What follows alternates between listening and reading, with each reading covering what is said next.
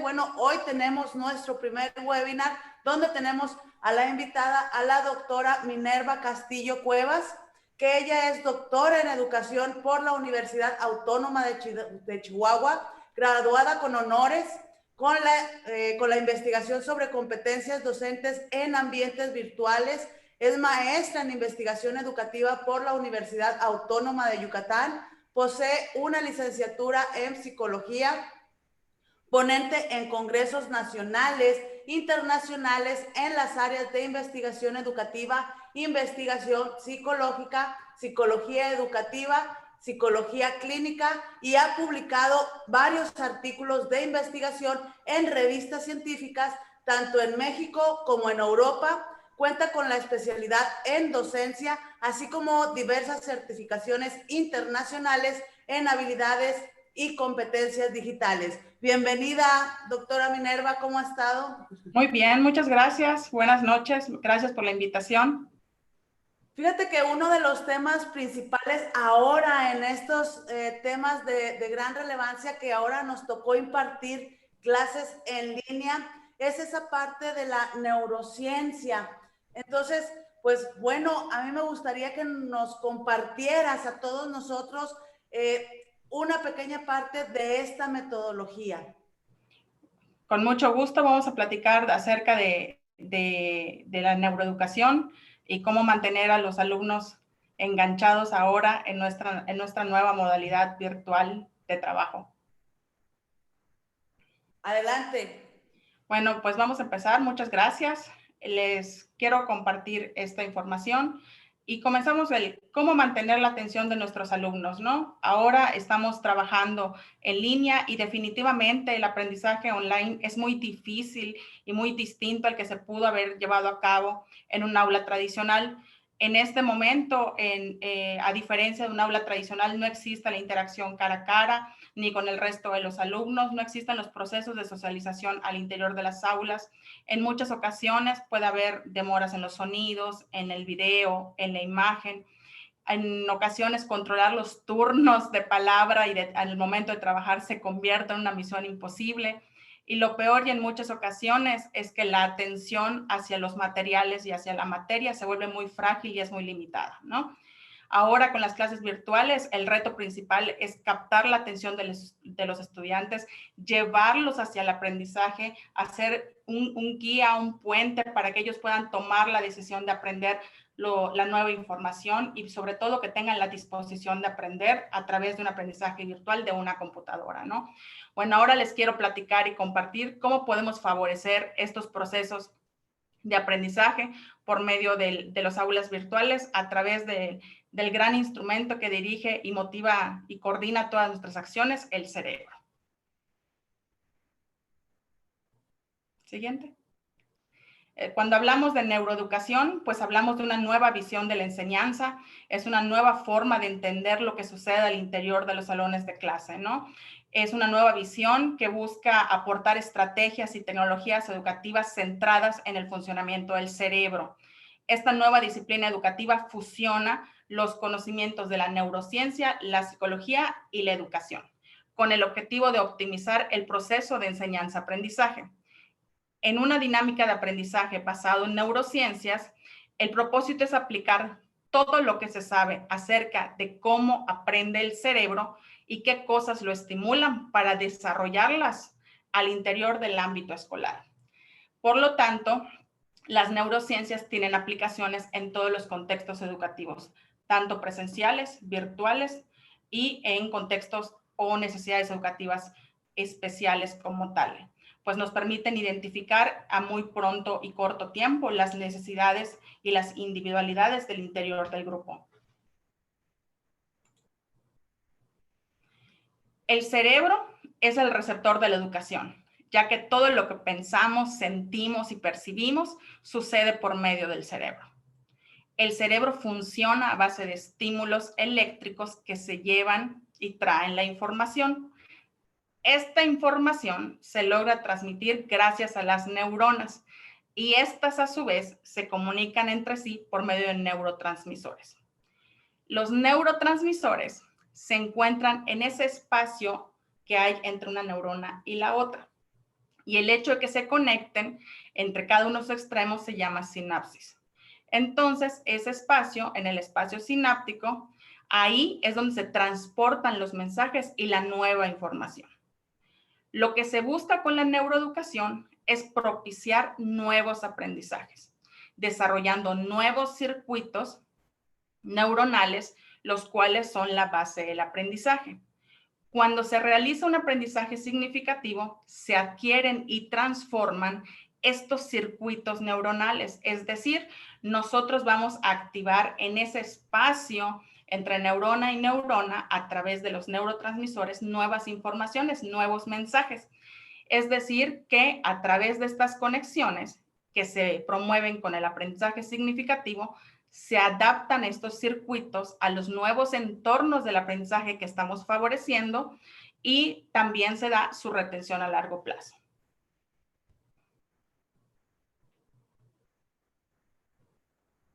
Cuando hablamos de neuroeducación en su aplicación en clases virtuales, pues tendríamos que considerar aquello que podemos mejorar para hacerlo en este modo virtual. ¿Qué podemos hacer para mejorar nuestra práctica ahora que todo es en una situación virtual? Podemos empezar por considerar actividades que partan del interés del alumno, no del profesor. Enfoquémonos al interés del alumno. Es aprovechar aquello que el interés del alumnado tiene e incluirlo en el proceso de enseñanza-aprendizaje. También debemos de favorecer la creatividad y la curiosidad. Promovamos y detectemos aquello que esté fuera de la monotonía, que sea diferente en el contexto de nuestros alumnos, porque esta situación de sacarlos de la monotonía hacen que presten atención. Y si es de su interés, esta información se va a retener. El ser creativos al momento de planear nuestras clases virtuales favorece la creatividad y la curiosidad en el alumno. También es muy importante considerar el elemento del juego. El juego desempeña un papel muy clave e importante en el desarrollo cognitivo, emocional y social de las personas.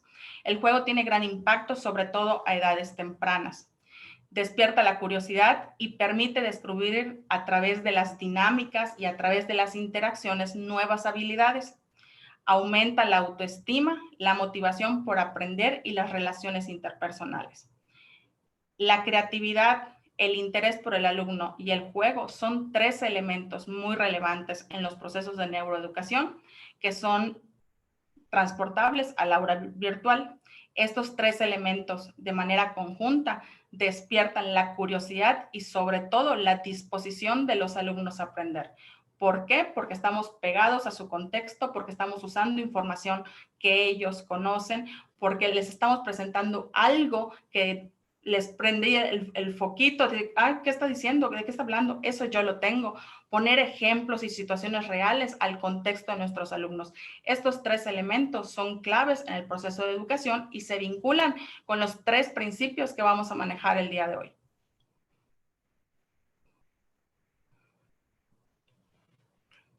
El primer principio es el de las emociones. Como bien sabemos, las emociones son muy importantes en el desarrollo de la persona. Las emociones son estados muy complejos que impactan todas las áreas del desarrollo de las personas. Interactúan con las habilidades cognitivas, afectan la capacidad del razonamiento, la toma de decisiones, la memoria, la actitud y la disposición para aprender. En muchas ocasiones también tienen las implicaciones expresivas.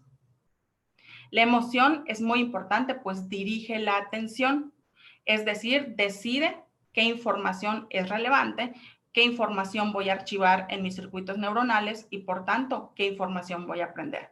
¿Por qué? Porque despertó mi emoción. El aprendizaje que evoca emociones es aquel que se aprende más y permanece por más tiempo. Dentro de la parte emocional que nosotros podemos desarrollar en el aula es desarrollar un ambiente positivo, cercano y sobre todo empático.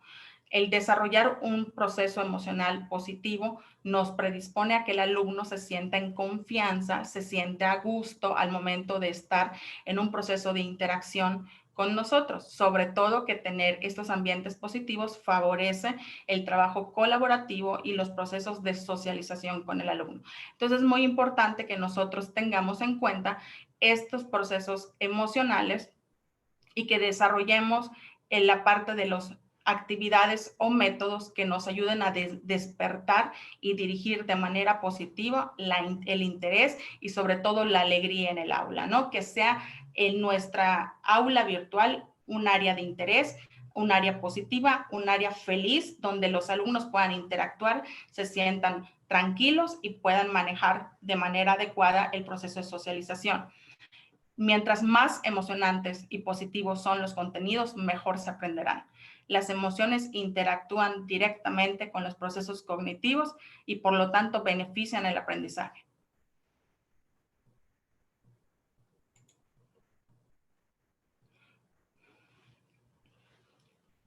Cuando hablamos de plasticidad cerebral, es el segundo principio muy importante en la neuroeducación.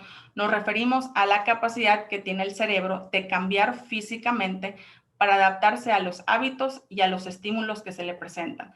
Durante mucho tiempo se pensó que el cerebro no se modificaba, que las neuronas ya no se volvían a conectar, que te dominaba un hemisferio del cerebro y así era porque pensabas de una manera, porque tenías ciertas facilidades.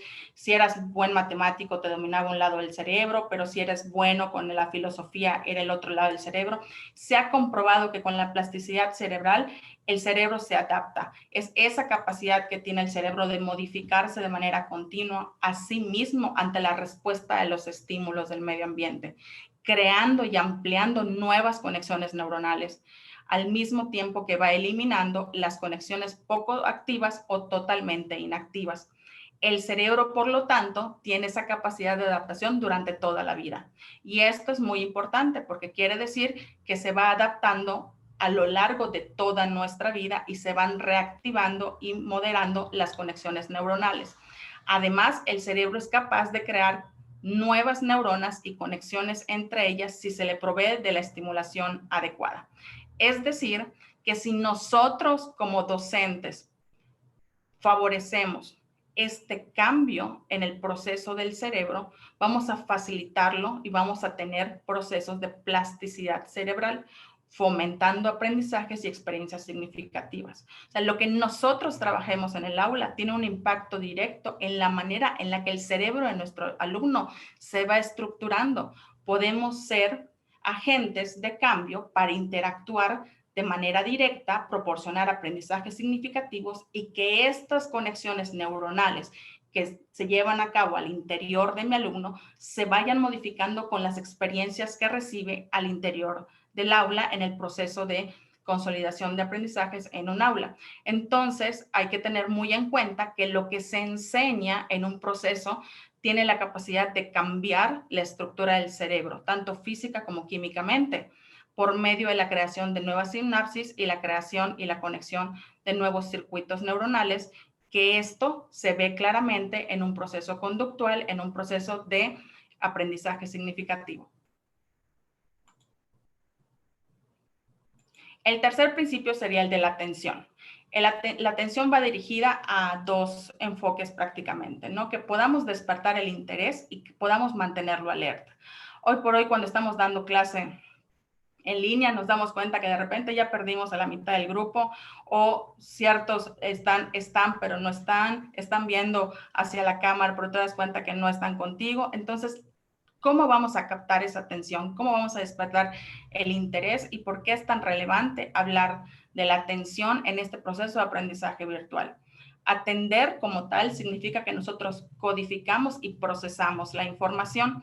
Es que nosotros, el alumno se pueda centrar de manera persistente en un estímulo mediante su atención dirigida en su actividad mental hacia un objeto o una acción. En el proceso de aprendizaje, la atención permite seleccionar lo más importante y lo que se va a aprender. Dentro de la neuroeducación, lo relevante de la atención es identificar los periodos atencionales. ¿Qué quiere decir esto de periodo atencional? Es decir, que yo sepa, según la edad y el nivel educativo de mi alumno, cuánto es el tiempo promedio que él realmente puede sostener un periodo de atención. ¿Cuánto tiempo él puede tener el enfoque hacia un objeto o hacia una acción? Hay teorías que te dicen que este periodo de atención va aumentando conforme la edad. Entonces partimos de 5, 7 minutos hasta los 50 minutos en etapas ya adultas, ¿no? Entonces, conocer cuál es el periodo atencional que puede manejar y sostener mi alumno me permite identificar este tiempo y saber que puedo implementar algo importante en este periodo atencional que voy a tener la total atención por parte de mi alumno. Porque es muy importante recordar que sin atención no hay aprendizaje. El principal reto al que nos enfrentamos realmente hoy en día en nuestras aulas virtuales es mantener y captar la atención adecuada por parte de nuestros alumnos, ¿no? O sea, el saber que sí están y que nos están prestando atención a los materiales y a los contenidos que estamos desarrollando. Entonces, nosotros debemos de considerar al momento de desarrollar nuestros materiales y contenidos estos periodos atencionales. ¿Cuántos años tienen mis alumnos? ¿En qué momento están fisiológicamente? ¿Cuánto me pueden? Es lo máximo que me pueden atender. Considerar estos elementos en nuestras planeaciones van a favorecer el desarrollo de nuestras clases. Porque a través de conocer estos periodos atencionales vamos a poder despertar el interés de manera específica en el alumno.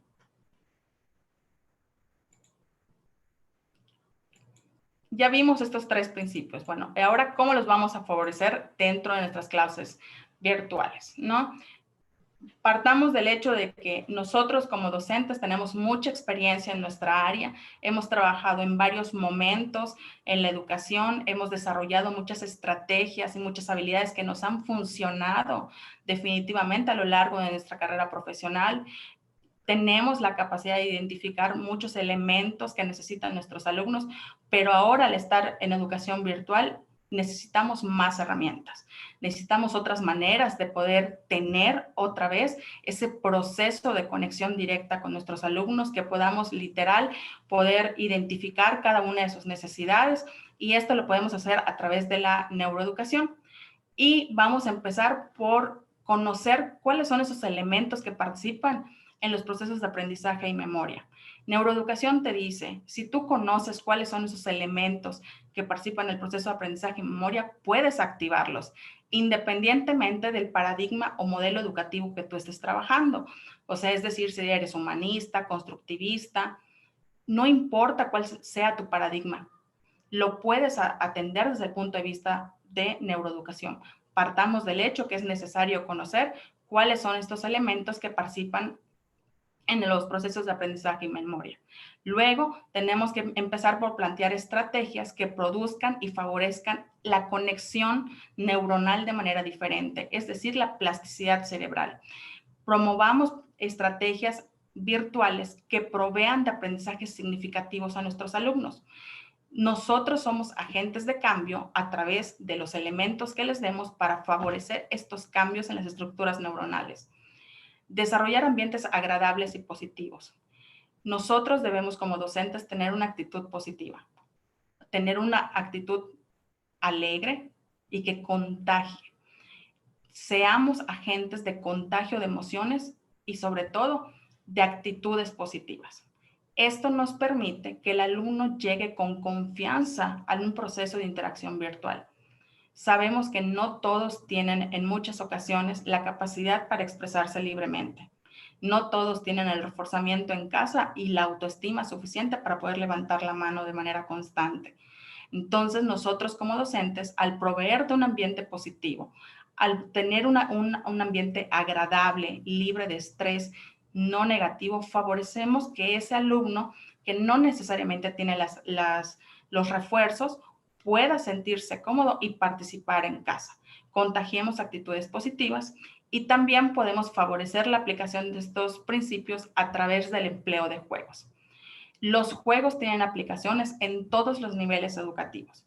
Entonces, generalmente trabajamos con juegos en etapas tempranas, en kinder, en primaria baja, pero conforme los alumnos van avanzando, dejamos de utilizar los juegos como tal en las planeaciones de nuestras sesiones. Ahora, cuando estamos en clases virtuales, tenemos muchísimas opciones dependiendo de la edad de nuestros alumnos, podemos emplear juegos los cuales nos van a favorecer el logro de los aprendizajes significativos, siempre considerando cuál es el objetivo de la información que quiero que ellos retengan a través del juego.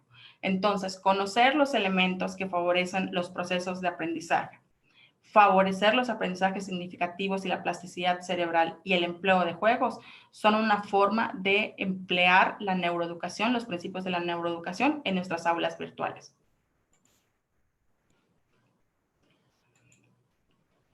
¿Qué puedo hacer ahora en mi aula virtual? Para empezar, podríamos comentar acerca de los aspectos físicos que me tocan a mí como docente cuidar. Cuida los aspectos físicos de tu conexión, es decir, que tengas una buena luz, que la altura de tu cámara sea la adecuada, que no te quede así, que no te quede aquí, que no te quede aquí.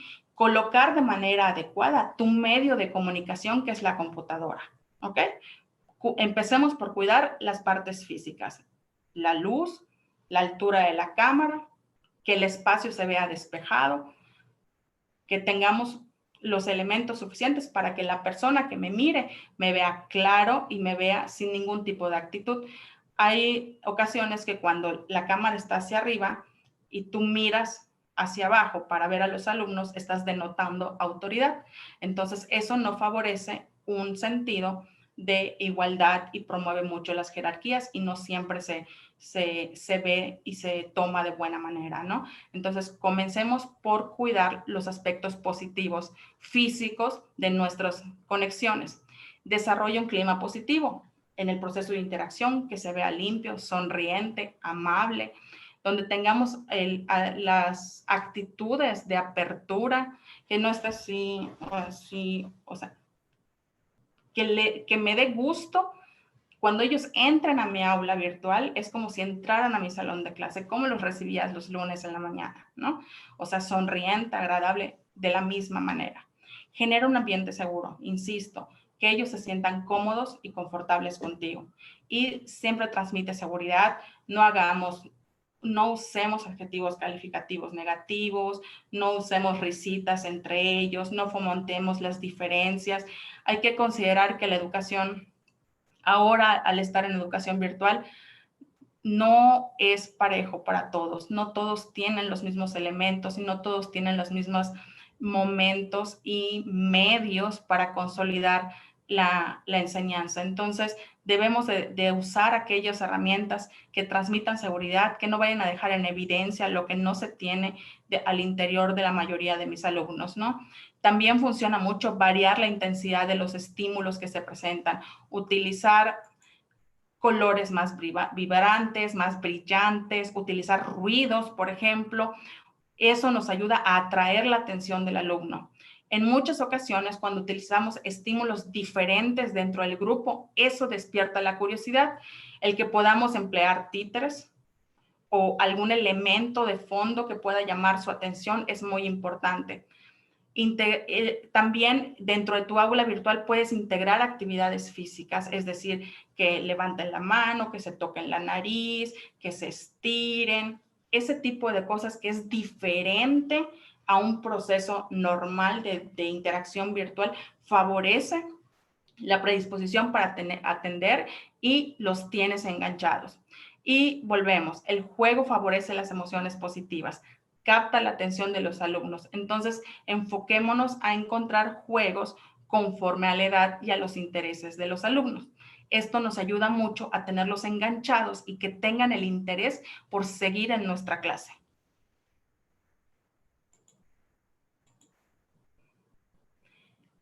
Te quiero compartir ahora algunas ideas simples para captar la atención del alumno en línea. Los cambios de voz y de la postura en el profesor siempre sirven para llamar la atención. Si podemos, dentro de nuestros espacios y conexión nos permite, cambiemos nuestras posturas. En algunas ocasiones estaremos sentados, en otras estaremos parados, y este cambio de la postura nos ayuda a que el alumno diga, ay, ¿por qué se paró? ¿Qué está haciendo? es diferente, vamos a variar la manera en la que nos están mirando y vamos a captar su atención. En ocasiones, aplaudir, hacer un gesto raro, también capta la atención de los alumnos. Son pasos muy simples que nos ayudan a centrar la atención. También hacer preguntas, como el que me está escuchando que levante la mano, capta la atención del alumno luego. El que podamos hacer preguntas de manera personal para aquellos alumnos que notemos de repente un poquito distraídos, de que, Pepe, ¿cómo vas? María, ¿de qué color es tu lápiz? Eso nos ayuda a que, como le pregunto a ella, yo tengo que parar la oreja y prestar atención, entonces nos ayuda a enfocar al grupo. En muchas ocasiones sonreír, porque, insisto, nos transmite una habilidad positiva. Usar fondos llamativos conforme a los temas. En muchas ocasiones, cuando estamos en educación básica, usamos al interior de nuestro salón de clase adornos y el pizarrón lo llenábamos de muñecos o de decoraciones conforme a nuestro tema del mes o del bimestre. Bueno, en línea también lo puedes hacer, puedes diseñar tus fondos llamativos conforme a los temas que estás usando, independientemente del nivel educativo en el cual estás. Inserta imágenes, ponles movimiento. Esos son elementos diferentes que van a ayudar a captar la atención del alumno. Digo, en ocasiones pueden ver tu pared, la sala, el comedor, no pasa nada, pero favorecer el aprendizaje significativo también se puede a través de hacer los fondos llamativos conforme a las temáticas específicas. También podemos usar materiales móviles como títeres, como muñecos, como algún elemento que yo pueda tener aquí dentro de mi cuadro, que ellos me estén mirando y yo pueda tener aquí un títere. Y entonces ellos van a estar pensando, ¿por qué tiene un títere? ¿Por qué está esa muñeca? ¿O por qué tiene ese elemento en clase, ¿no? Y eso va a favorecer la atención del alumno. También podemos optar por hacer referencia a las características de la vestimenta de los alumnos porque vuelve a captar la atención. Podemos hacer referencias conforme al género o si nuestros talentos nos lo permiten, podemos cantar, bailar o mostrar música de acuerdo al interés del alumno. Captar la atención del alumno es favorecer que ellos estén enganchados con nosotros.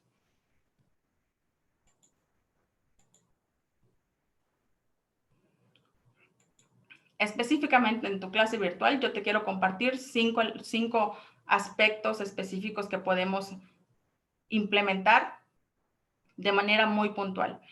Vamos a empezar con algo inesperado. Inicia tu clase con algo totalmente provocador, que sea disruptivo, como puede ser una música diferente, rara, una vestimenta diferente, empieza contando un cuento, utiliza colores, pelucas, sombreros, dentro de lo que tu personalidad y la dinámica educativa te permite, empieza con algo provocador, con algo disruptivo, porque eso te va a servir para captar la atención de manera inmediata. También es muy relevante conectar la información que les vas a presentar con la vida de tus alumnos. Es decir, que nosotros podamos, a través de la información que les voy a presentar, establecer la relación con su mundo real. Podemos usar la información del grupo que esté de moda, de la canción. En ocasiones podemos usar algún TikTok, por ejemplo, usar las caricaturas. Lo que se busca es que podamos implementar en la información que les vamos a compartir su mundo en esto, ¿no? Que ellos puedan ver cómo vamos aterrizando y conectando la nueva información con su realidad. Eso es muy importante. Cuando usamos músicas, videos, imágenes que sean relativas a las experiencias de los alumnos, favorecemos esto, que ellos estén atentos, que ellos tengan el interés y la curiosidad por aprender. Esto hace que nosotros podamos desarrollar este proceso de atención y de socialización al interior del salón de clase, ¿no? Vamos a estar a través de estas situaciones incongruentes o creativas, estimulando su pensamiento, su curiosidad, que podamos establecer a través de, por ejemplo, retos o debates, el interés, pero sobre todo la permanencia en la información que nosotros le estamos compartiendo. Cuando nosotros estamos en este proceso de compartirles la información a los alumnos y engancharlo con su mundo, podemos usar organizadores visuales diseñados de acuerdo a la edad. Por ejemplo, para educación media superior yo podría utilizar mapas mentales, por ejemplo, o herramientas de gamificación, que hay herramientas de gamificación muy buenas que los alumnos a esa edad son perfectamente capaces de poder desarrollar y conseguir un objetivo. O puedo optar por incluir elementos de las caricaturas preferidas o algún elemento que sea relevante al contexto de mis alumnos, ¿no? Usar información y materiales que estén conectados a la realidad del alumno. Lo que se busca es que podamos desarrollar actividades que estimulen el aprendizaje a través de la información que les llegue por todos los sentidos, que nosotros podamos activar todas las neuronas que podamos y que esas neuronas se conecten a través de los neurotransmisores y proveamos nuevos aprendizajes significativos, porque no olvidemos que al enseñar y al aprender todos los factores interactúan, pero es el cerebro el hilo conductor.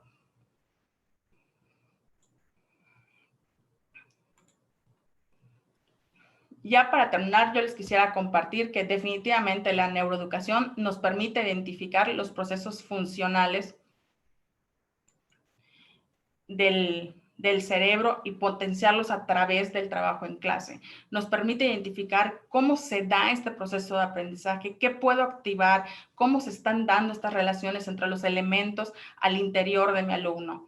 Tenemos que considerar igual la emoción. La emoción potencializa el aprendizaje. Solo se aprende aquello que se ama, solo se aprende aquello que te encantó, que fue diferente, que evocó en ti una emoción positiva. Podemos recordar, por ejemplo, aprendizajes muy gratos o muy desagradables. Entonces, vamos a evocar los aprendizajes en función de las emociones que nos provocaron. La educación no puede ser solo racional, tiene que ser emocional y emocionante sobre todo. Nosotros como docentes podemos empezar a utilizar la neuroeducación incorporando novedades o sorpresas simples al interior de mi aula virtual para llamar la atención de mis alumnos. Esto lo podemos hacer a través de materiales llamativos, creando un ambiente placentero, positivo, dinámico, alegre, que despierte el interés de nuestros alumnos, ¿no? La información siempre la debemos de aterrizar al contexto y a la realidad de nuestros alumnos, qué es lo que están viviendo conforme a su edad, cuáles son sus intereses, qué es lo que está influyendo en su vida actualmente, ¿no? La interacción es muy importante en el proceso de neuroeducativo porque nos da la interacción con los contenidos y esto lo podemos favorecer en un aula virtual a través de las diferentes plataformas que existen. Podemos utilizar juegos, simuladores. Esta parte de la interactividad, de la aplicación de los elementos, de seguir reforzando a través de diferentes estímulos, nos va a permitir tener la disposición para aprender a nuestros alumnos. Definitivamente la neuroeducación es una herramienta que nos permite emplear nuevas estrategias de enseñanza y consolidar los aprendizajes significativos en nuestros alumnos. Muchas gracias. Muy bien, es muy interesante toda esta metodología que nos acaba de compartir la doctora Minerva Castillo y a mí me gustaría que compartieran ahí sus comentarios, dudas por medio del grupo de Facebook o de nuestro grupos de comunicación de WhatsApp, de Telegram, para que ahorita aprovechar a la doctora Minerva que nos comparta algunas dudas o estrategias en lo que quiero compartirles algo. Bueno, esta parte de los estímulos, a mí me llama mucho la atención de el interés, o sea, cómo captar el interés de los estudiantes, cómo saber yo, a lo mejor van a concordar un poquito conmigo en que en las aulas de clases, si tengo un grupo o un volumen muy alto de estudiantes, pues obviamente difieren los gustos, ¿no? Y cuando lo hacíamos de manera presencial, ¿qué era lo que hacíamos en el primer día de clases? Hacerles una evaluación diagnóstica, pero se la hacíamos respecto al tema, pero para medir los conocimientos del tema, o sea, si era de matemáticas les ponías ahí pues algún tema de matemáticas, de a lo mejor del pasado, pues bueno, aquí el detalle sería interactuar con una evaluación diagnóstica en línea, pero para saber los gustos, qué música les gusta, qué tipo de juegos les gusta, qué tipo de películas, qué tipo de... una gran variedad de intereses, pero personales de los estudiantes, porque muchos sí les gustan los videojuegos, otros les gusta más la lectura, pero la intención es ver el volumen de quienes más están más interesados por los juegos o por el ajedrez o por ciertas cosas en particular al inicio de la clase o a la primera semana de clases, para de ahí partir con estrategias que sean obviamente productivas para nosotros para poder mantener el estímulo y darles, pues en base a juegos, como lo comentó la doctora Minerva, darles esas herramientas que puedan mantener y motivar al estudiante. Y si nosotros ya tenemos ese diagnóstico inicial sobre la persona de los estudiantes, sea el nivel que sea, yo creo que a nosotros como docentes ahora virtuales nos va a servir de mucho para poder, ahora sí, bueno, ¿qué tipo de gamificación voy a utilizar? Mira, pues a 30 estudiantes les gusta los crucigramas, a 20 estudiantes les gusta el memorama. Entonces, ya te vas dando una idea de por qué camino irte. Ok, es que a muchos les gusta el de las princesas, a muchos les gustan las caricaturas de Disney, a muchos los de Warner Brothers. Ya te vas dando una idea, a muchos los reggaetones, ¿no? Entonces, pues ya más o menos vas poniendo dinámicas de interacción para empezar a atraer la atención de los estudiantes y luego ya que estén motivados, ahora sí, activarles el conocimiento en ciertos momentos, que ahorita nos preguntó Mónica por el Facebook, que si manejaban los tiempos. A ver, un momento, es que lo estaba viendo por aquí. Dice Mónica, ojalá nos pudieras compartir, decir por edad, cuántos minutos de atención es lo más recomendable. Entonces, por los tiempos, pues obviamente, Mine y yo lo hemos discutido que sí varía dependiendo el nivel educativo, son los tiempos de retención o de atención que adquieren el conocimiento, el que el cerebro está más estimulado. Y pues bueno, más o menos sí tenemos ahí la idea. Adelante, Mine. Y cuando nosotros trabajamos con los niños o con los adultos, debemos de tener en cuenta en qué fisiológica y biológicamente en qué momento de vida está, ¿no?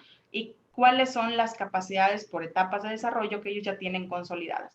Entonces, partimos de educación inicial baja, que sería kinder, su periodo de atención centrada y enfocada a un estímulo va a ser entre 5 y 7 minutos. Entonces, yo como docente tengo 5 o 7 minutos para hacer esa conexión entre la información nueva y el aprendizaje previo.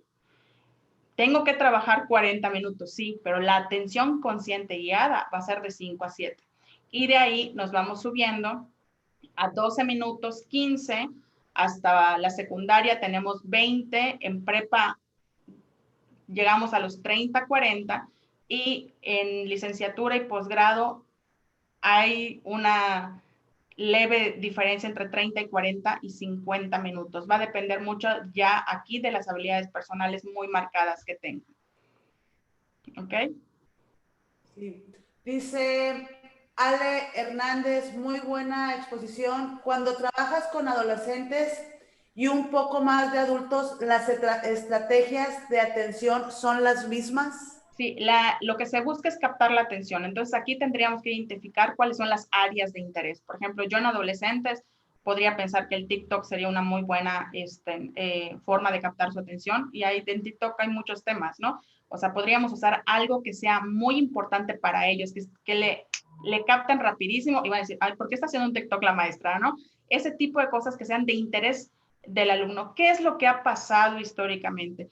Que en muchas ocasiones nosotros como docentes preparamos el material conforme a los recursos que nosotros tenemos y a los materiales que nosotros poseemos y nosotros hemos desarrollado. Entonces, en neuroeducación tenemos que partir del interés del alumno. ¿Qué es lo que está viendo? ¿Qué es lo que le llama su interés? Por ejemplo, si yo logro identificar cuáles son los gustos de mi salón de clase, voy a poder tener que a algunos les gusta el fútbol, a otras les gusta el ballet, a alguien le gusta el ajedrez, a alguien toca guitarra, gustos y actividades que se desarrollan al interior del salón de clase. Y eso también lo puedo manejar, por ejemplo, de cuando esté contando, alcen la mano los que tocan guitarra, 1, 2, 3, 4, 5, son 5, más los que juegan ajedrez, son 4. Si tenemos 5 de guitarra y 4 ajedrez, ¿cuántos son? ¿No? Y así vamos haciendo significativo el conocimiento, pero llevándolo al contexto del estudiante. Cuando nosotros trabajamos con personas ya mayores, lo que debemos de tener en cuenta es el momento en el que están y el entorno en el cual se desarrollan, ¿no? O sea, qué es lo que estás viviendo, cuáles son sus realidades, o sea, si son mamás, trabajadores, porque eso igual predispone el momento para realizar el proceso de aprendizaje como tal. Entonces, siempre tomar en cuenta cuál es el grupo de edad al cual estoy dirigiéndome y en función de eso investigar si no es mi grupo de edad natural, si no tengo hijos, sobrinos o personas cercanas que me den la información acerca de cuál es el grupo musical del momento, pues darme el tiempo de poder investigar qué es lo que está de moda para esa edad, ¿no? Por ejemplo, yo no sabría decirles cuál es el videojuego que está de moda en este momento porque no es un interés dentro de mis personas cercanas, pero sí puedo identificar cuáles son las princesas favoritas, ¿no? O sea, sí puedo identificar y enlistar a todas las princesas. ¿Por qué? Porque es lo que conozco. Entonces, si me toca trabajar con un nivel educativo que no sea natural para mí, enfocarme a identificar cuáles son sus áreas de interés, pero sobre todo cuáles son sus realidades. ¿Qué es lo que estás viviendo? ¿Trabajas? ¿Estudias? ¿En qué momento del día tienes para hacer las tareas? ¿Tienes los materiales para hacer la tarea o no? Eso es muy importante. Los intereses del alumno, llevarlos a las nuevas informaciones. Muy bien. No, me comenta Yasmín, ¿cuál será el tiempo recomendado para dar una clase virtual a los alumnos de primaria? A los alumnos de primaria, en primaria tendríamos que empezar por ajustar los contenidos. Cuando nosotros nos vamos a la parte de educación virtual, literal nos fuimos de un día para otro, ¿no? Y no hemos tenido el ajuste de todos los contenidos, de poder identificar qué es lo básico. ¿Por qué? Porque volvemos a este periodo atencional. El periodo atencional es corto. A diferencia de estar en el proceso de interacción en el salón de clase, que podrías moverte entre las sillas de los alumnos o hacer algún tipo de dinámica para favorecer otra vez su atención. Aquí los periodos atencionales en la educación virtual son muy cortos, al igual que en la educación presencial, pero aquí lo que tenemos en consideración es que como no tenemos esta interacción, tenemos que desquitar ese periodo atencional. Entonces, esos 15, 20 minutos que tenemos como máximo para enlazar la información nueva con la previa es lo que podemos hacer y podemos ajustar los contenidos. O sea, ¿cómo voy a ir a ajustar a lo necesario? Y eso que es súper necesario, enfocarlo en ese tiempo que puedo tener la atención sostenida de mis alumnos. Así es, una de las cosas que dialogábamos la doctora Minero y yo es de las pausas activas, porque pues obviamente las clases están alrededor de 50 minutos, una hora, y si la retención o el conocimiento de los estudiantes son de 15 minutos, entonces tendría uno que tomar alguna estrategia o alguna dinámica para que los estudiantes se despejen un ratito o caminen o hacer una dinámica de gamificación en base a juego para que se despejen unos 5 o 10 minutos y luego ya que se relajaron, otra vez volver a seguir con el contenido, ¿no? Con el aprendizaje. Entonces, estas pausas activas se tiene que retomar dependiendo del nivel educativo, con los tiempos que se están marcando en base al conocimiento del nivel del estudiante.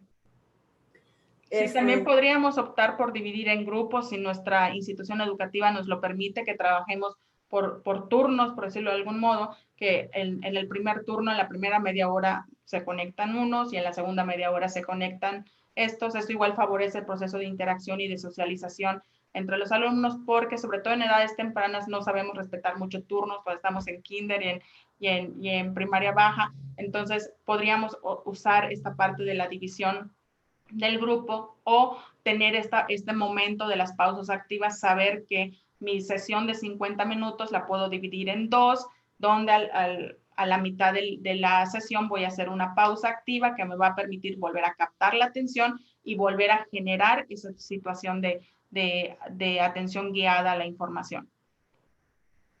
Muy bien, dice Caroline Gogo, dice, estoy a nivel medio superior y normalmente uso dinámicas de juego, pero hay muchas veces que en el alumno se me pierde. ¿Cómo podemos lograr captar esa atención? Las clases son cortas, relativamente de 50 minutos, y es de programación. ¿Cómo podría hacer esa evaluación diagnóstica y aplicar esta neuroeducación? Dice, gracias. O sea, podríamos empezar por conocer cuáles son los intereses, o sea, algo así como una sencilla encuesta de a quién le gusta tal cosa, cuál es el grupo que está de moda, cuál es la mejor situación respecto a esto. Son preguntas muy simples y muy sencillas que a nosotros como docentes nos va a guiar acerca de lo que los alumnos están recibiendo todos los días, o sea, cuál es la música que están escuchando, cuál es la canción de moda, cuál es el artista favorito, cuál es el grupo favorito, y eso nos va a permitir, por ejemplo, que podamos llevar esa información al concepto de la situación de clase. A lo mejor puedo emplear la música cuando ellos estén programando, o puedo emplear las imágenes, suponiendo que fuera un grupo juvenil, poner las fotos de este grupo juvenil al momento de que ellos estén haciendo el ejercicio dentro del programa o de la situación de aprendizaje. Ese tipo de cositas van a captar la atención porque son muy diferentes a lo que comúnmente trabajamos en línea, ¿no? Que podamos conocer a través de preguntas sencillas que generalmente se daban en los pasillos de la escuela, en la interacción entre un receso y el otro, que se daban entre un cambio de docente y el otro, porque eso se daba en la situación en el salón de clase.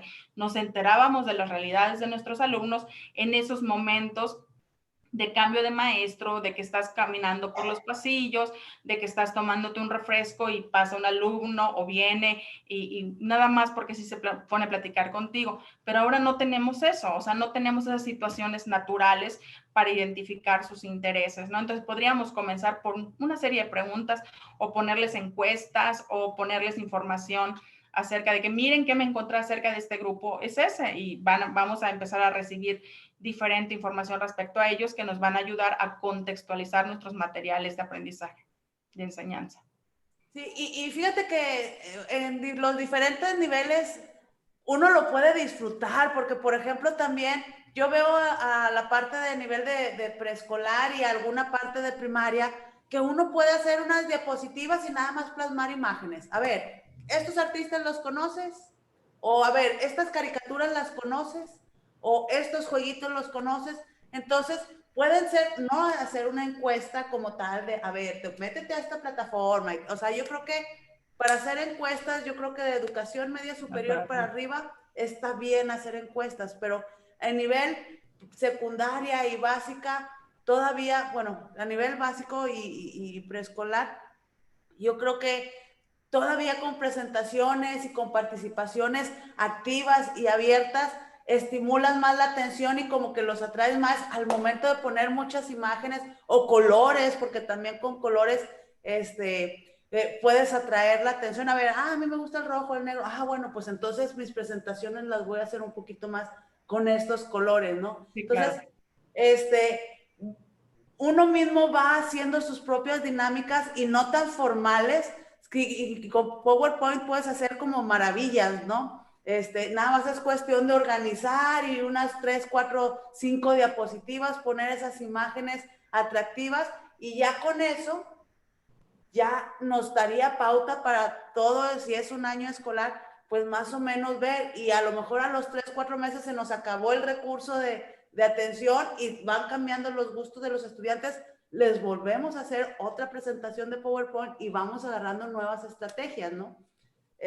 Porque obviamente van pasando los meses y le estamos poniendo lo mismo y vamos tendiendo a aburrir a los estudiantes. Entonces tendríamos que agarrar nueva estrategia para otra vez ver qué herramientas de gamificación o de presentaciones o recursos de YouTube o de infografías puedan apoyar, o sea, que nos apoyen para poder realizar esta sintonía, ¿no?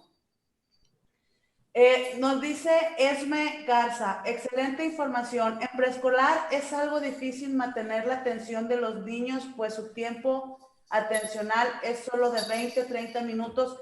Todos quieren participar al mismo tiempo en un grupo de 30 alumnos. Se ocasiona a veces que se quedan con la sensación de que la maestra no le hizo caso. Y luego, actualmente se trata de promover el que sean ellos los que hablen más que el docente. Sí, para favorecer esta parte del entorno positivo y que ellos no tengan una sensación negativa de que el maestro no quiso que yo hable. Lo que podríamos optar en ese momento, si no puedo dividir mi grupo en dos, es de que ahorita vamos a participar tantos y a lo largo del día logren participar todos, ¿no? Y sí recordarles de manera constante la parte de ya participaste, ahora va a participar alguien más, o espérenme tantito, vamos a participar, por ejemplo, solo las niñas, solo los niños, los que vinieron de blanco, los que están de azul, o sea, ese tipo de cosas nos ayudan a centrar la atención y igual podemos llevar un orden de quienes están participando en el grupo, porque pues los 30 al mismo tiempo sí se torna un tanto imposible, pero podemos en edades tempranas hay que trabajarlo a la par con el desarrollo de los turnos y de la formación de hábitos, básicamente. Sí, pues hacer una integración entre todos y a lo mejor nosotros como docentes, si sabemos que de manera presencial 2, 3 están aislados y arrinconados y nunca participan, pues bueno, es lo mismo en el aula virtual. A ver, ya participó Juanito, Panchito, bueno, faltan ellos. Empezar a involucrarlos. Y también en las aulas virtuales también se hacen equipos y una de las estrategias, pues, más, como se dice, viejas del oeste, es poner a los 5 o 6 inteligentes, distribuirlos en 5 grupos para aquellos que están en medio aprendizaje y los que están un poquito más atrasados, ponerlos en el mismo grupo para que los que saben, pues obviamente impulsen a los que no. Entonces, esa es una estrategia que hacen los grupos, los famosísimos equipos de trabajo, pero esa es la intención y la razón de ser, motivar a los que no participan para que se suban al barco y obtengan el mismo conocimiento. Sí,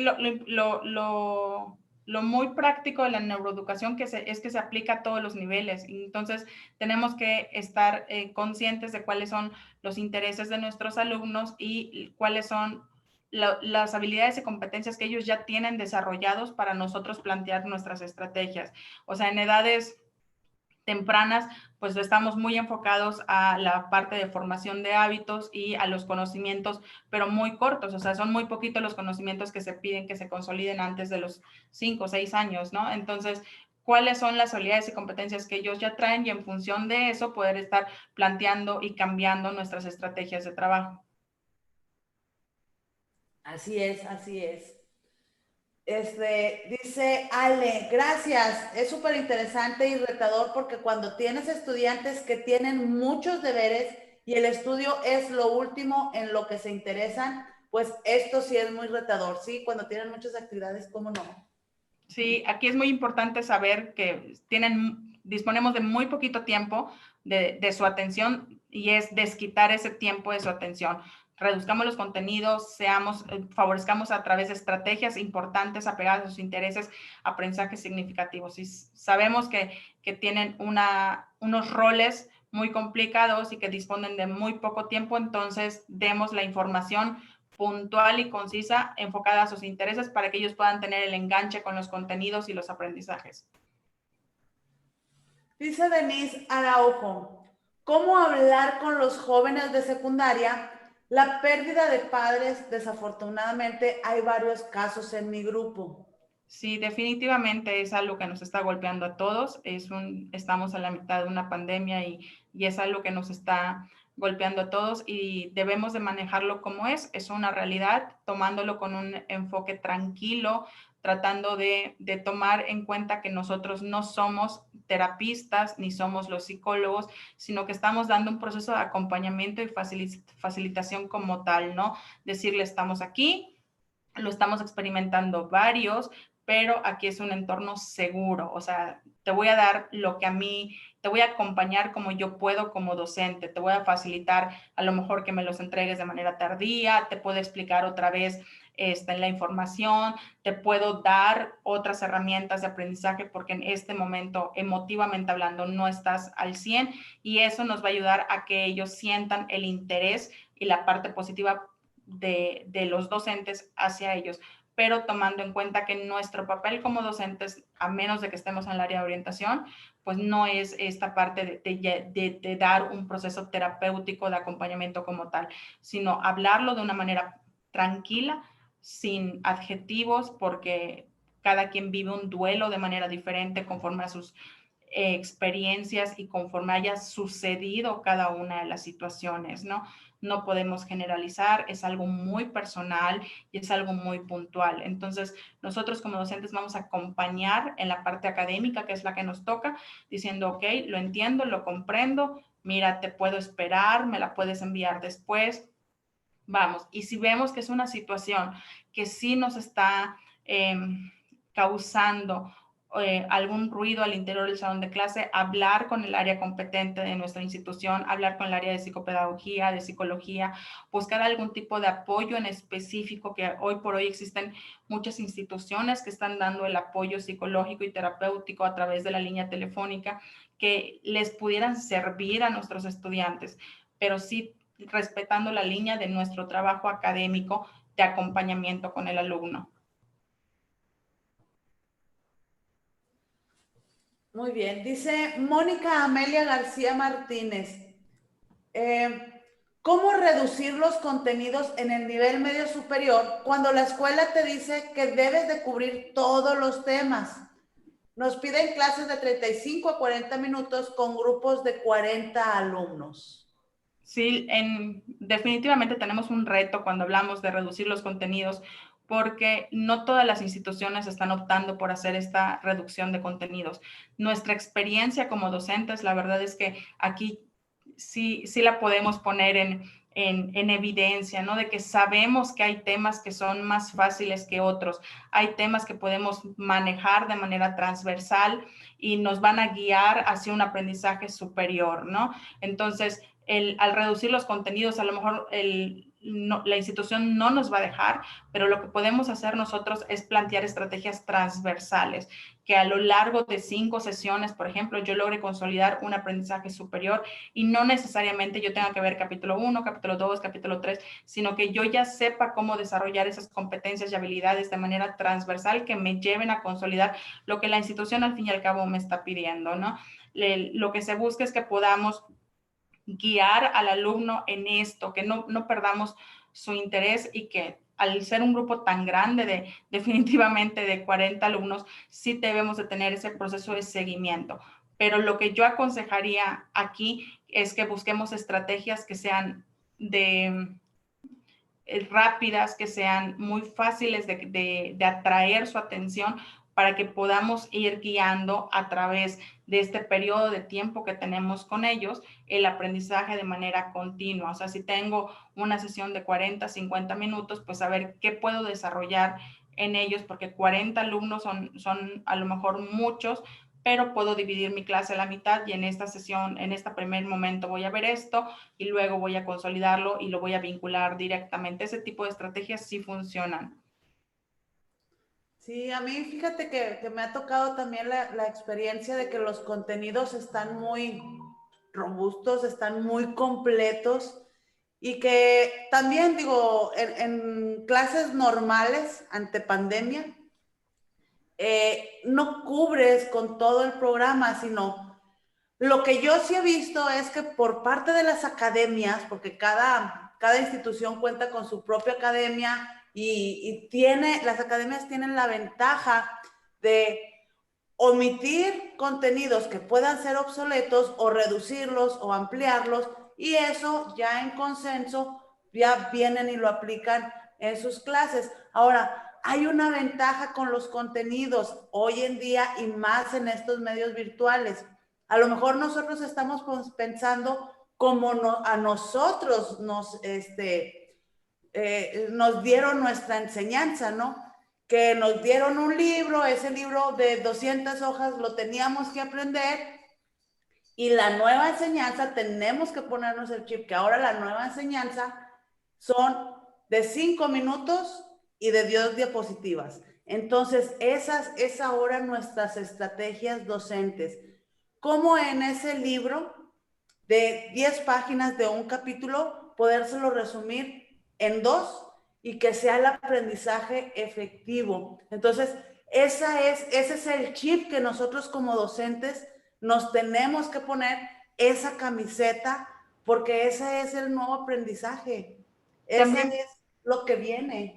Sí, también podemos hacer uso de los recursos que ya existen en línea. O sea, si nosotros tenemos un gran contenido que desarrollar, busquemos videos llamativos que existen de todos los temas. La verdad es que en la red vamos a encontrar videos educativos respecto a prácticamente todos los temas de todos los niveles, que no necesitamos nosotros tener que hacer la producción, la edición del video, sino encontremos materiales en la red que sean enfocados a estos temas que nosotros vamos a desarrollar y eso ya nos permite que ese tema lo voy a ver en un video de 3, 5 minutos y luego lo voy a aterrizar en una estrategia del salón de clase y ya optimicé muchísimo más mi tiempo dentro de mi aula virtual. La invitación es que nosotros podamos usar esas estrategias que ya existen, esos contenidos que ya existen en otras plataformas en la red que sean vinculados a los contenidos que a nosotros nos toca desarrollar, porque hay gente que tiene más producción, que le puede insertar, quitar, y lo hace visualmente tan atractivo que facilita el entendimiento de la información. Entonces, esa es la información que quiero que tengas. Ok, esa información luego la aterrizamos aquí. Luego solo voy a necesitar una muy breve explicación de la información respecto a la actividad y lo voy a lograr consolidar. Eso sí creo que puede ser una estrategia para aplicar en esta situación virtual. Usemos los recursos que ya existen y que sean apegados a nuestros temas y lo vinculamos con una estrategia al interés del alumno.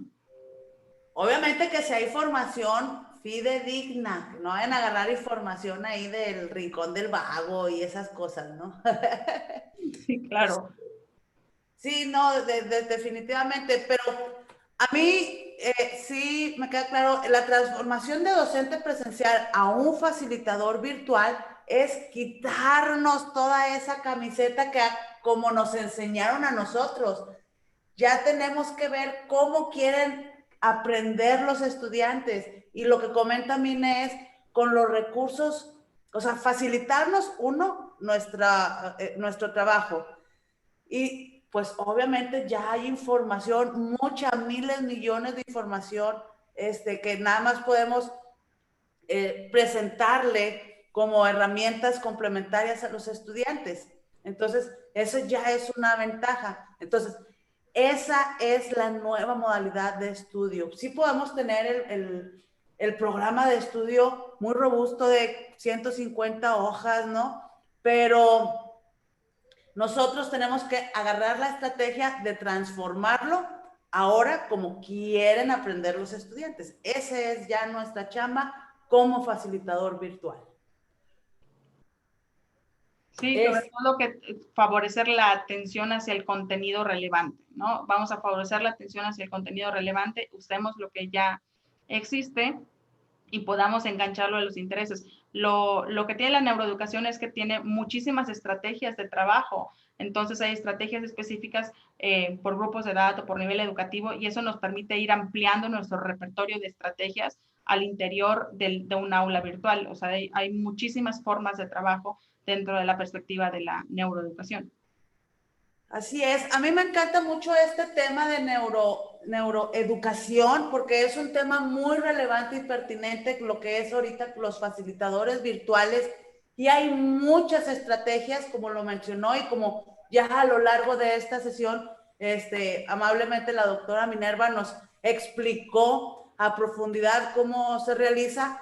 Entonces va junto con pegado, tenemos que conocerlo más a profundidad y conocer todas estas herramientas que la doctora nos ha compartido y esperemos que sea muy productivo para todos ustedes ahora que están haciendo este cambio de transformación a un facilitador virtual, ahora incorporando esta parte de la neuroeducación, yo creo que es muy pertinente para que lo puedan complementar y agarrarlo como un modelo educativo también, ¿no? Si son estrategias, es una estrategia que te va a servir para complementar toda tu experiencia docente, todo el bagaje de aprendizaje profesional que has desarrollado a lo largo de los años. Y la neuroeducación lo que nos permite es tener nuevos elementos de conocer cómo trabaja y tener que plantear nuevas formas de trabajo. A lo mejor tenemos que considerar aspectos de enseñanza que nunca habíamos considerado porque nuestro paradigma educativo o nuestra institución no los consideraba de esa vertiente, pero ahora nos damos cuenta en la educación virtual que es necesario tener estas estrategias que favorezcan la atención del alumnado, que desarrolle su interés y su curiosidad y que tengamos un clima positivo porque, como bien dicen, solo se aprende lo que se ama. Entonces, favorezcamos el entorno positivo y las emociones positivas al interior del salón de clases, chicos. Seamos agentes facilitadores positivos en nuestras aulas virtuales. Así es, siempre positivos porque eso es lo que le transmitimos a los estudiantes. Si nosotros estamos tristes o de mala cara y todo eso, van a decir, híjole, ya vino de mala gana otra vez el maestro. No, no, no, ánimo, ánimo.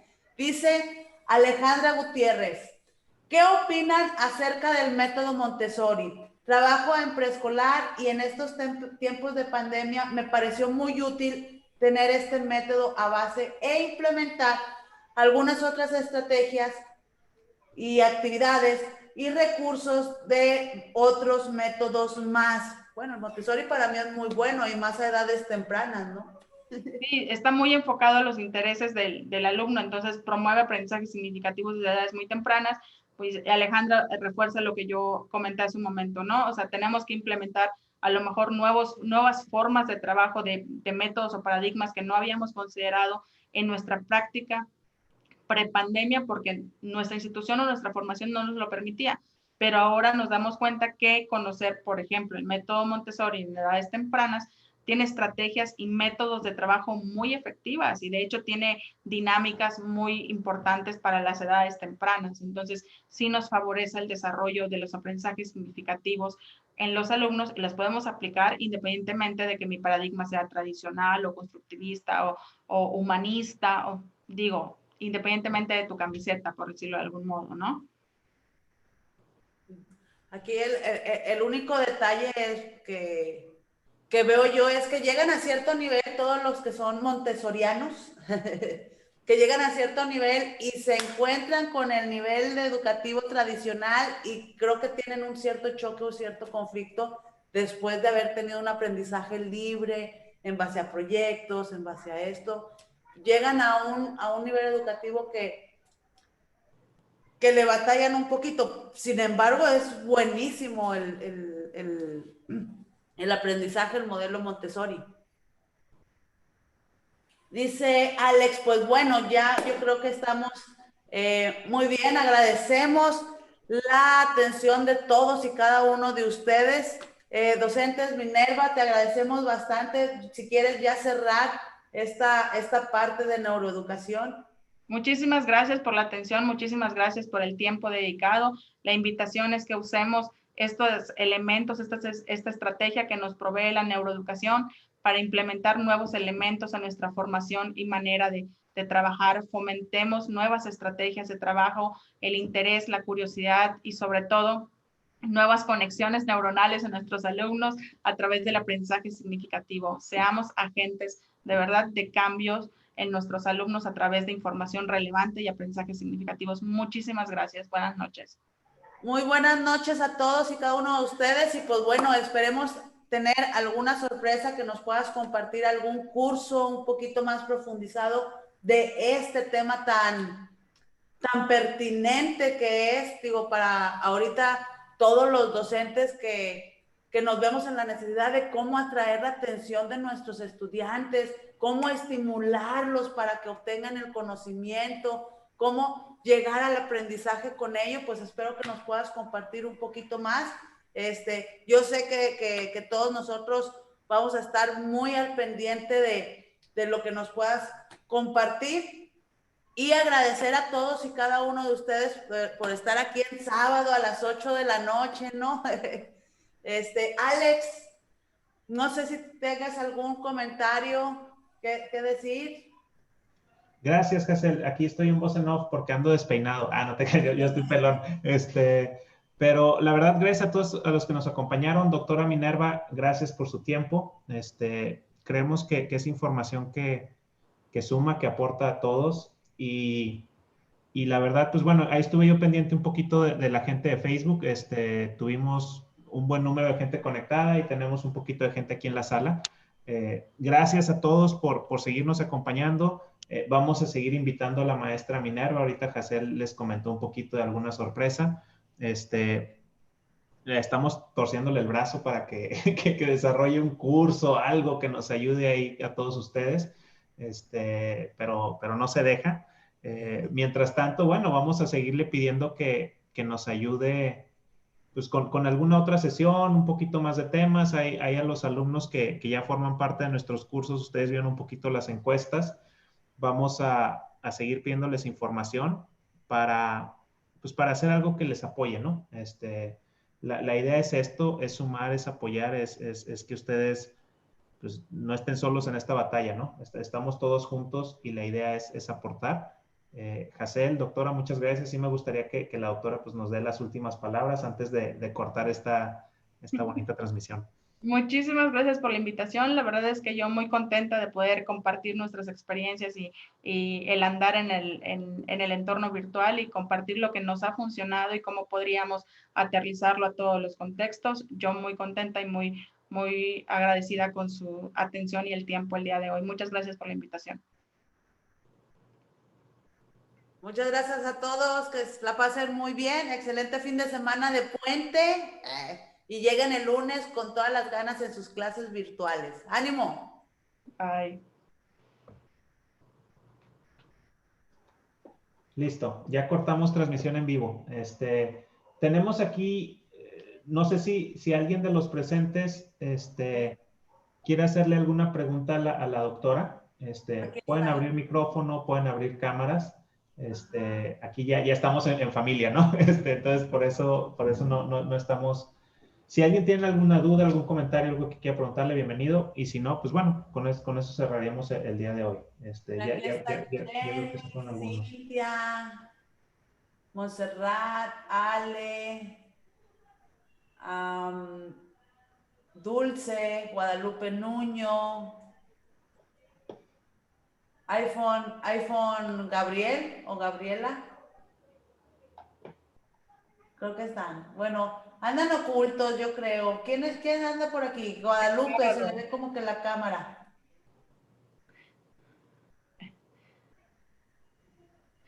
Es sábado, por eso ya va. Y no, ya, a descansar. Bueno, compañeros, muchas gracias por acompañarnos, doctora, nuevamente. Mil gracias por tu tiempo. Aquí a los que ya están con nosotros, pues sí les queremos decir que estamos pidiéndole a la doctora Minerva que diseñe algo, ¿no? Que nos ayude a hacer un curso rápido, algo que les aporte, ¿no? Definitivamente una sesión de 1 hora, pues no se puede, o sea, no se puede, no es posible, no hay forma de que agarremos ese conocimiento, ese contexto. Vean que está, Aile ya abrió la cámara y Guadalupe ya abrió la cámara. No sé si Guadalupe quiere decir algo. Te activo el micrófono, Guadalupe. Adelante, Guadalupe. Hola, muy buenas noches. Muchísimas gracias, Ale Hassel, a la doctora. Pues yo ahorita estoy muy fascinada con lo que comentó la doctora. De hecho, pues es algo que estamos aplicando en nuestra institución, la cual, pues sí, el directivo desde un inicio dijo que, pues no se presionaran tanto los docentes con el abarcar los contenidos, sino más bien enfocarnos a los aprendizajes fundamentales para que los chicos puedan, pues en cierta forma, reafirmar lo que es más necesario para la vida cotidiana. Entonces, ahorita que comenta la doctora, pues vamos por buen camino, entonces eso es algo que me entusiasma, porque efectivamente he visto cambios en los docentes, ya son más empáticos, si llega a haber algunos pequeños que tienen alguna dificultad en el acceso a los aprendizajes, pues los docentes ya de manera individualizada o más personalizada, pues crean los grupitos, como dice la doctora, quizás de 2, 3, 4 niños, pero al menos van ellos apoyando a los pequeños para que ese aprendizaje pues sea adquirido. Del mismo modo, por ejemplo, lo que son los grados de primero, perdón, yo trabajo en primaria básica, en primaria. Entonces, los maestros que son de primer grado, ellos sí hicieron la estrategia que usted comenta, segmentaron los grupos, porque son grupos de 35 niños. Entonces, pues prácticamente segmentaron a los grupos entre 10 niños, ¿no? Por día. Y los atienden 3 veces a la semana, lunes, miércoles y viernes. Entonces, ahorita que estaba escuchando yo sus estrategias, pues me da alegría el hecho de que estamos por buen camino. Al menos creo que la institución en la que pertenezco está tomando muy buenas decisiones y no vamos tan perdidos en cuestión de la enseñanza-aprendizaje.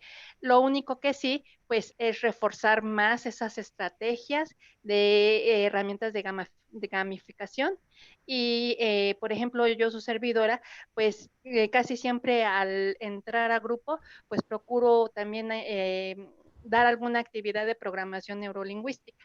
Entonces, para que ellos también empezar a, pues, hacer la conexión, ¿no? Cerebral. Muchas gracias, doctora. Un gusto. Gracias.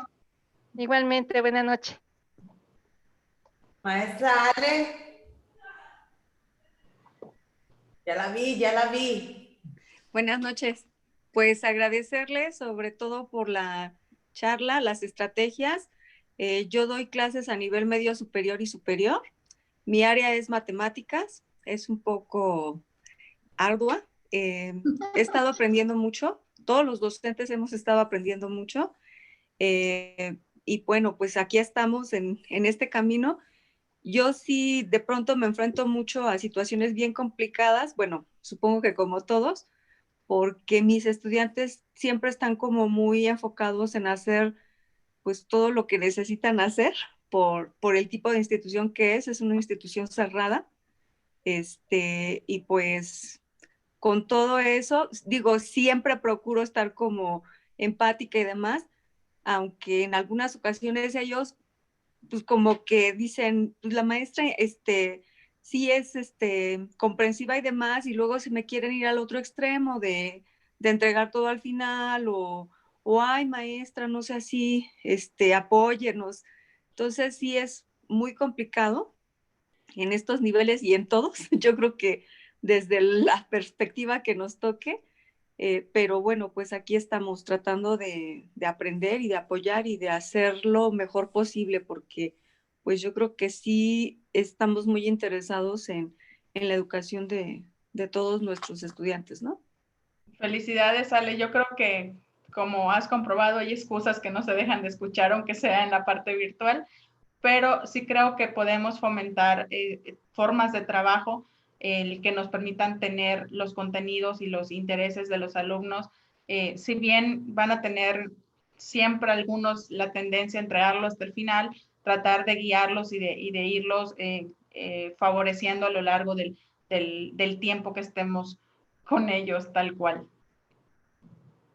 Sí, pues bueno, muchísimas gracias. Gracias por la exposición. Gracias a Hazel, Alejandro, que siempre están ahí bien atentos con nosotros y que también tienen 1000 paciencia. Gracias. Gracias, gracias. Les acabo de compartir en el chat una referencia que es Francisco Mora, es el autor más relevante en el área de neuroeducación, que Dulce dijo, nos podría compartir información. Él es el punto de partida cuando estamos hablando de neuroeducación. Es el autor más relevante en el tema. Súper. Bueno, pues buenas noches a todos, doctora, nuevamente. Bueno, doctoras, ya aquí estoy entre pura. Doctor. Muchas gracias, Hazel, doctora. Pues ahí estamos platicando. Sí, gracias. Saludos a todas y a todos. Buenas noches. Gracias, doctora.